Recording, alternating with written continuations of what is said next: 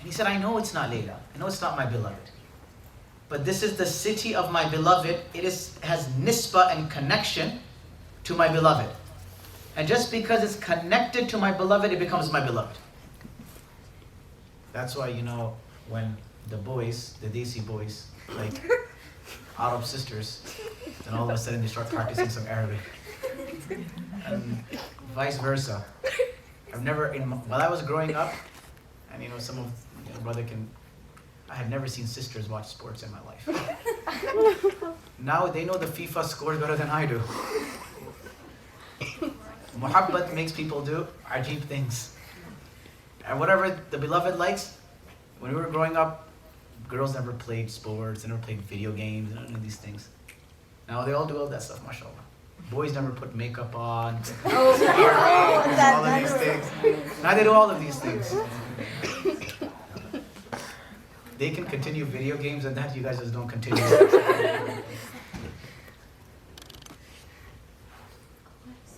And the Prophet ﷺ said, no person ever became poor by going to his house. How many of us have family or relatives or someone that comes and visits us from out of, back at home? Raise your hand if you've ever had, financially they're not well off sometimes, yes? What do? When they're leaving, you give them some money in their hands. You're broke. Your parents do this. Right, am I right or wrong? Right? Sister Marwa, when someone comes, you give something to them? Sister Marwa's like, I hope they don't come. She's our Haji. And when a person spends and goes to Allah's house, it's against Allah's karam and His dignity that He returns that person empty-handed. He puts so much barakah in them that you will see that barakah materialize. And that's why the Prophet ﷺ said, no person becomes broke by going to Hajj and Umrah. Do you think Hajj and Umrah is only for the millionaires? We think to ourselves, oh, I have to save. When you tell, especially the youngsters, oh, I have to save up money. How am I going to do this? How am I? You think the other 3 million people that are doing tawaf around the Kaaba are richer than you? They were talking about that one sister, please do dua, her grandmother is in ICU and not doing well. We had a family, father, mother, and 2 young girls. The young girls were very interesting. Not us. They were like the youngest in the group, I think, right? And they were the definition of teenagers. And this is the generation after Z, right? This is generation Alif.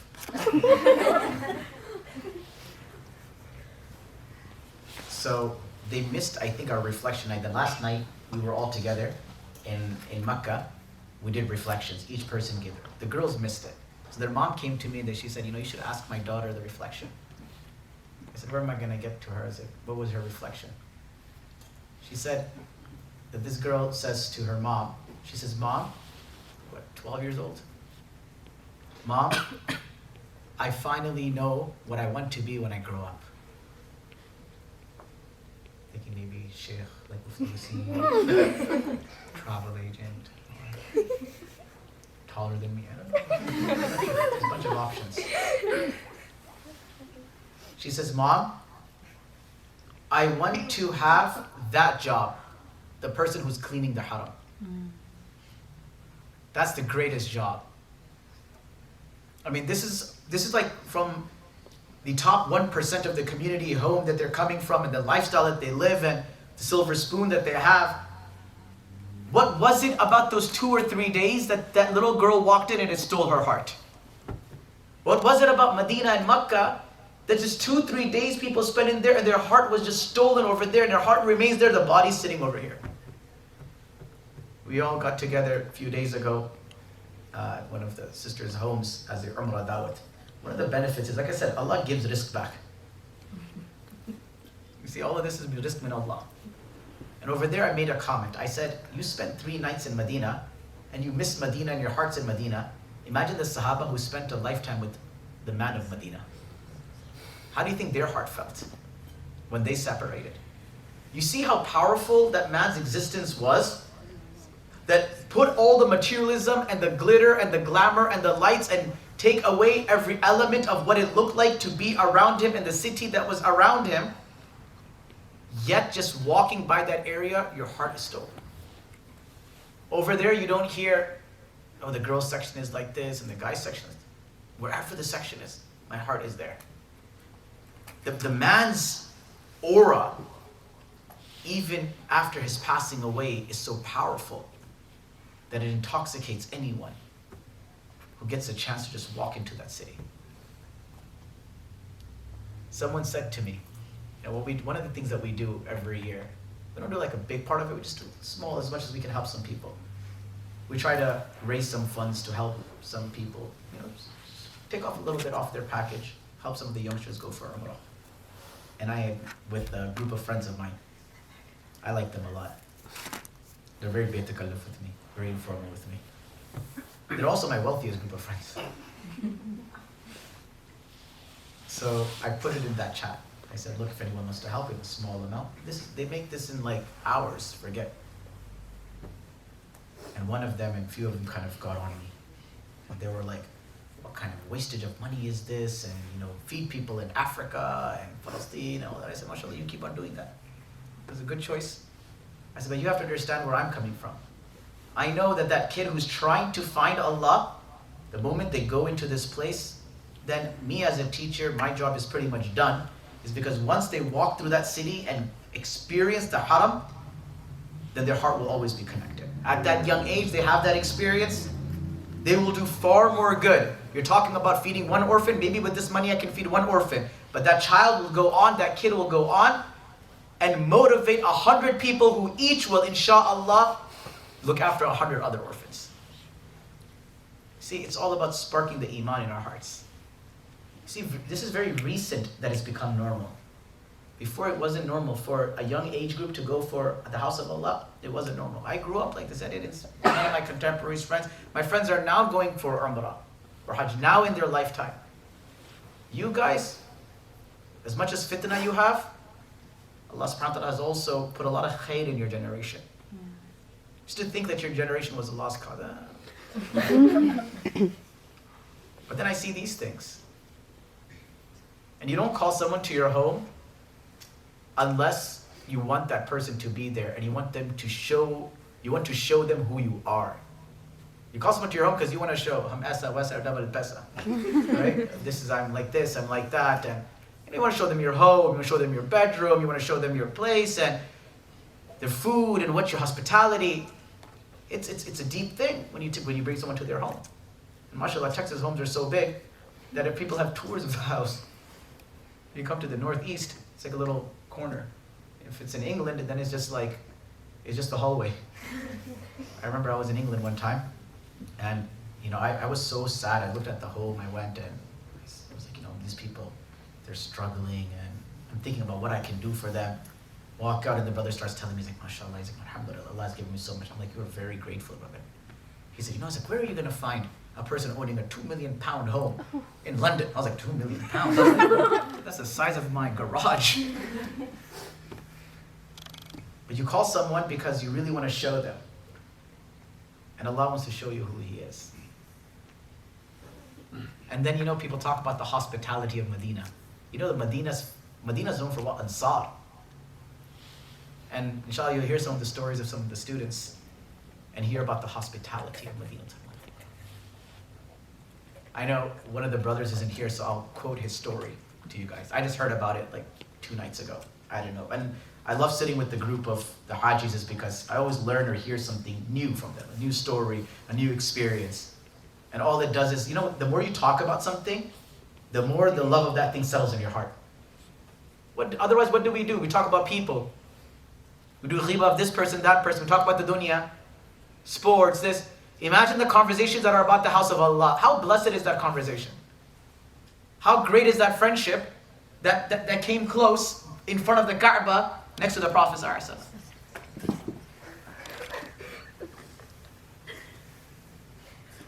So the brother tells me, we were in Madinah Munawwara. And if you know me, you know I enjoy food. I'm a foodie. When I go to a restaurant, I have already read all the Google reviews and the Yelp reviews. Because you need 2 witnesses in Islam. I've seen all the pictures, I know the menu, I know everything. Like, I just don't go to a restaurant. And when I'm like sitting around people, they suggest a restaurant, I want them to have the same ilm of that restaurant. You know, like, know it well. Food is one of the ni'mas of Allah. الطَّاعِمُ الشَّاكِرُ كَالصَّائِمِ الصَّابِرُ. Rasulullah said, when you eat food and you say Alhamdulillah and are grateful, you get the reward of a person who's fasting and is patient. It's so easy to get the hereafter. So it was Madinah first night or second night, and there was a family, one of the students, and the dad asked me, he said, hey, what's a good restaurant to go to? I said, they're Hyderabadi people. So I said, go to, after Hyderabadis are very confident about their biryani and their food. We think that in Jannah too, Allah will tell us, but you had Hyderabadi biryani. What is left in Jannah for you now? So I gave them a restaurant's name and this and that. In the meantime, my father came. Now, obviously, he's my bap. So whatever I know, he knows 10 times more than me. So if I'm a foodie, I get it from him. He's also a very exquisite foodie. So he comes and he says, what's going on?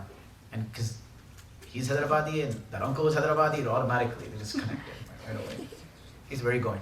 I said, I've given them this restaurant, that restaurant. Oh, I told them a Mandi restaurant, sorry. I told them Raidan. You know, it's the top Mandi restaurant that I've been to. Mandi's like they take a goat and they cook it underground through the heat, and then the goat becomes like tender, like it just falls off the boat. And then they cook it with rice, and it's a very unique dish. So I tell him this, and my dad was like, no. He's like, what is this? He's like, no, go to Romancia. I'm like, what's this? He's like, oh, it's the best spot. And the taxi driver was also like, Romancia. I was like, yeah, okay. So the way you do like taxis over there is that if you buy a round trip, you obviously don't pay in the beginning because then you won't see the guy. You give at the end to make sure that he's there. So we negotiated, it was a little higher, but the guy was gonna wait for them. They wouldn't have to find another taxi because after you eat that kind of meal, you just wanna sit in the car and go to sleep. The family went, they went to eat, and the guy said, I'm gonna sit there the entire time. He's telling me, I'm gonna sit there. I guess 30 minutes went by, 40 minutes, time went by. When the family came outside, they saw that the man wasn't there. So the mother, she tells the father, the husband, she says, we can't just leave. We're in the city of the Prophet ﷺ. And it's that man's haqq. And so they waited. And people are like, yo, the guy's gone. Half an hour or so goes by. They're like, they feel really guilty and bad. As you know, ISRA's father was telling me, he's like, I just felt so bad. Me and my wife, we just felt so bad. I think my daughters were okay. He said, me and my wife, we felt so bad. And we were just thinking like, what do we do? Let's give sadaqah. And he's like, and it was on my mind the entire time. And I was like, just give sadaqah, give charity. And then, inshā'Allāh, Allah will give him the reward. He said, the final day as I was leaving, he's like, I saw the man. And I said, are you him? He's like, yeah. He's like, I've been waiting for you. He said, I took extra and I gave it to him. What you seek, you will find in that city. You can't, if anyone's ever seen my passport is like 70% Umrah and 30% the rest of the world. There's been days that I went to Makkah and Madinah for 24 hours or less. Arrived, put my bag in a locker, did my Umrah, got in a taxi, went, gave my salam to the Prophet ﷺ, came back, got on a flight, went wherever else in the world I had to be. I was showing the students what I played with as a kid. What was my toy as a kid? It was literally a cup broken up that looked like a spider, right? And I would just play with that. And that's my memories of the haram. And that's my memories of growing up. And may Allah truly give me the opportunity to honor and respect and serve that place as it deserves. So the place is special, Makkah and Medina, and Umrah is special. And whatever you can do, try to always go.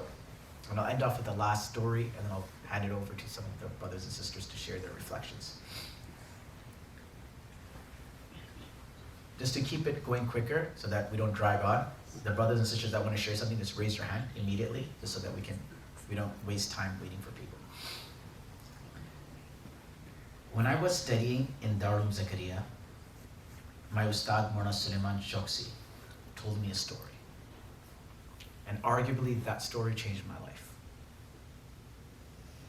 By that time, I grew up in Saudi, but when I came back to America, I was born in Dallas, but when I came back to America, I didn't really go Umrah much, maybe one time, twice or something as kids, and that was it. So, like everyone else, I had that longing to go and visit. So Mona Choksi tells a story, and he tells us the secret of how to go to Umrah. And I call this mujarrab, tried and tested. He said that Qari Tayyib rahmatullahi alayh mentions, anyone who wants to go for Umrah, start saving up. Put a separate account, a jar, whatever it is, start saving up. And Allah will complete the rest. Then he gives an example of Qari Tayyib himself. Qari Tayyib rahmatullahi alayhi said, I heard this and I started saving some money. He said, I had about 5 rupees and 6 ane. That's like the cents back in the day, ane, of Indian rupees. It's like, I had just saved that much for Umrah. And the women folk, we're talking about the early 1900s. He passed away in 1982. And he says, the women in my home came and they told my father, they said, we need to go for Hajj, we need a mahram. Father was the rector of the Darul Deoband. He didn't have the time, his institute. He said, how can I go? I have a whole institute to look after. I can't go with you guys as a mahram. They said, okay, send Tayyib with us. And the Tayyib is broke. Tayyib can't go. They said, we'll pay for Tayyib's trip. I was teaching a group of students in Chicago, and I was taking an Umrah group that time. That's actually my first Umrah group. I forgot about that. Because I'm old, not because they were not memorable or something. They were a great crew. It's just been a long time. And some of my students gave their passports in, and then one student took his passport back. So I asked him, I said, what happened? Why'd you take your passport back? He said, I don't have the money. So I told him the story. And then like about a week or 2 later, his passport was back. I said, what happened? He said, after he told me that story, he said, I was saving up, and then when finally the time came, I realized I didn't have enough. But then I remembered, after I took my passport back and you spoke to me, I remembered that I possessed a gold coin. And what was that gold coin? It was a Kruger Rand. Kruger Rand is from South Africa, which is a gold coin. He said, and that was almost the same amount that I was short. He said, and I went and I sold that Kruger coin, and I was able to have enough money to go for Umrah. And I have found this to be mujarrab, that anyone who's practiced this, Allah's called them to their house. And the second thing that I've seen is that anyone who honors the pilgrims and the Hujjaj, there's some scholarly quotations that say a person's du'as after Umrah and Hajj get accepted for 40 days. Some say until they commit a sin. And that is why, I remember whenever I used to come back from Umrah or Hajj, my ustads, like my senior teachers, the one who are the biggest hot shots and the most knowledgeable, they would immediately grab my hand and say, Istaghfir lana, ask Allah to forgive us. Do dua for us. Because right before you may commit a sin, and you'll lose that connection with Allah subhanahu wa ta'ala. The second thing that I've seen is honoring the pilgrims. Like welcoming the pilgrims and respecting, seeing them off, asking them for dua. That feeling itself, Allah will bring you to Umrah as well. My father, may Allah give him a long and healthy life. He's done over 40 Hajjs, 42 I think, over 42 Hajj, which is an incredible number of Hajj to do. And he's served thousands and thousands, tens and thousands of pilgrims in his life. So one day I asked him, I said, like, how is it that you're always, Ramadan, I remember only maybe 2 Eid with my father. Every other Ramadan, last Ashara is in Mecca or Madinah. Does Eid there and then comes back. So I always wondered, what did he do unique that Allah called him so much? And not only him, that 3 generations, even every grandchild and granddaughter of his has already done Umrah and Hajj. Every one of them. Like that Aqsa, everyone's done it. At least Umrah or Hajj. And multiple times. Like these kids have done more Umrah and Hajj than most regular people have. And how does 3 generations get so blessed to go to the house of Allah subhanahu wa ta'ala? So I asked, and then I found out that as a kid, when he used to get small allowances, little money that he used to get.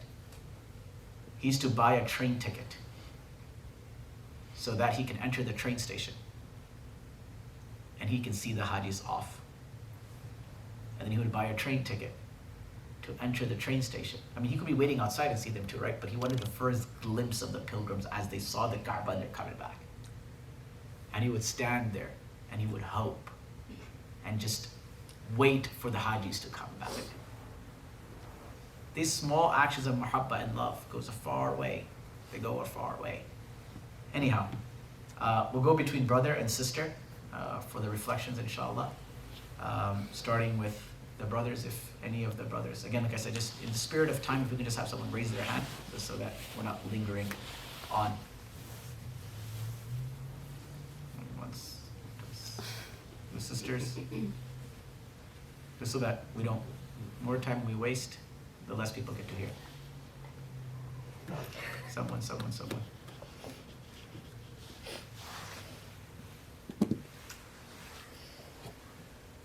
Seems like nobody went.